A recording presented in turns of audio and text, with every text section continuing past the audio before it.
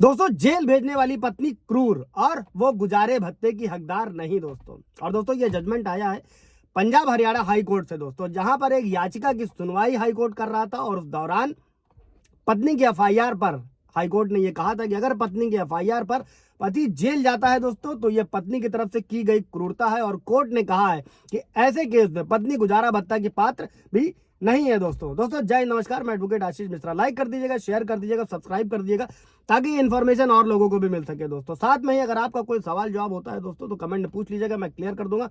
Otherwise उस पर brief video बन जाएगा दोस्तों। जजमेंट के लिए बहुत सारे लोगों के सवाल रहते हैं दोस्तों, जजमेंट डिस्क्रिप्शन में मेंशन होता है। अगर डिटेल चाहिए होगा तो उसकी भी व्यवस्था जल्द प्रोवाइड कर दी जाएगी आप लोगों को दोस्तों। अभी हम लोग इस जजमेंट की तरफ बढ़ते हैं, उससे पहले एक चीज और समझ लेगा दोस्तों। अभी मैंने एक और वीडियो बनाया था जिसमें अगर पत्नी झूठे आपराधिक केस दर्ज कराती है तो ऐसे में पति बहुत ही आसानी से एक तरफा तलाक ले सकता है दोस्तों। उस पर जजमेंट आया, उस पर कॉपी भी है और वीडियो आप जाकर देख सकते हैं। अगर कोई सवाल जवाब होगा उससे रिलेटेड तो पूछ लीजिएगा दोस्तों। अभी बढ़ते हैं दोस्तों कि पंजाब हरियाणा हाई कोर्ट ने दोस्तों फैमिली कोर्ट के एक आदेश के खिलाफ पति की अपील को स्वीकार किया था और स्वीकार करते हुए तलाक का आदेश जारी किया था दोस्तों। इसमें हाई कोर्ट ने यह कहा था कि पत्नी की शिकायत पर दर्ज एफआईआर पर अगर पति जेल जाता है तो ये पत्नी की तरफ से की गई क्रूरता है और पति तलाक का हकदार है दोस्तों। और पत्नी क्रूरता के लिए गुजारा भत्ता की पात्र भी नहीं है दोस्तों। और पति ने याचिका में बताया था कि वो और उसकी पत्नी पिछले 19 साल से अलग रह रहे हैं और क्रूरता मामले में जेल होने के बाद जब वो अपनी पत्नी के साथ नहीं रह सकता है और इसी याचिका का विरोध करते हुए पत्नी ने तर्क दिया कि वो अभी भी उसके साथ रहने के लिए तैयार है और इच्छुक है। मतलब इतनी जिंदगी तबाह करने के बाद में भी और पति के जेल में रहने के बाद में भी जब वो छूटता है तो पत्नी कहती है कि उसके साथ रहने के लिए तैयार है दोस्तों। इसी को लेकर ये हाई कोर्ट का जजमेंट आया है दोस्तों। अभी इस केस में दोस्तों हाई कोर्ट ने फैमिली कोर्ट में जो तलाक के आवेदन को इस आधार पर खारिज कर दिया था कि पत्नी ने 2007 में वैवाहिक अधिकारों की बहाली का याचिका दायर करी थी।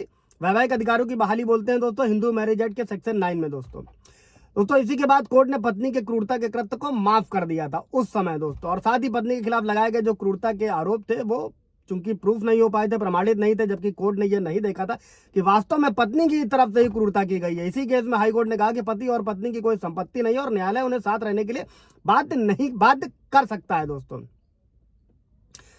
इसी के बाद में दोस्तों निसंदेह कहीं ना कहीं कोर्ट और जो भी संबंधित पक्षों की जिम्मेदारी है कि वो यथासंभव विवाह को बचाएं, ये कोर्ट का भी कहना था और ये स्टार्टिंग इसी से होती है दोस्तों। लेकिन जब कोई गुंजाइश नहीं हो तो अपने रास्ते अलग कर लेने चाहिए। और इसी केस में दोस्तों चूंकि शादी पूरी तरीके से खत्म हो चुकी थी तो अगर कोर्ट को लगता है कि वो एक दूसरे के साथ नहीं रहना चाहते, रिश्ता टूट चुका है जैसा कि वर्तमान मामले में देखा गया, तो तलाक का आदेश दिया जाना चाहिए। इस पर दोस्तों कई सारे हाई कोर्ट के जजमेंट है कि अगर पत्नी साथ नहीं रहना चाहते तो उन पर किसी तरीके का दबाव न बनाया जाए और तलाक का आदेश पारित किया जाए। इस पर भी मैंने वीडियो परसों बनाया हुआ है दोस्तों। इसी के साथ में हाई कोर्ट ने आदेश दिया कि जो बेटी है उसको 10,000 रुपए मेंटेनेंस दिया जाए दोस्तों। और उसकी शादी के बाद में जो भी माता पिता बेटी की जरूरतों को ध्यान में रखेंगे। और हाई कोर्ट ने कहा था दोस्तों इसी केस में कि पति को बेटी का विवाह होने तक 10,000 रुपए उसे मंथली मेंटेनेंस का देना होगा बेटी के लिए दोस्तों। और पत्नी द्वारा जो दर्ज एफआईआर थी जिसके कारण पति को जेल जाना पड़ा दोस्तों, तो ये वाकई में क्रूरता है। और जिस व्यक्ति के कारण किसी को जेल जाना पड़े तो उसे उसके एक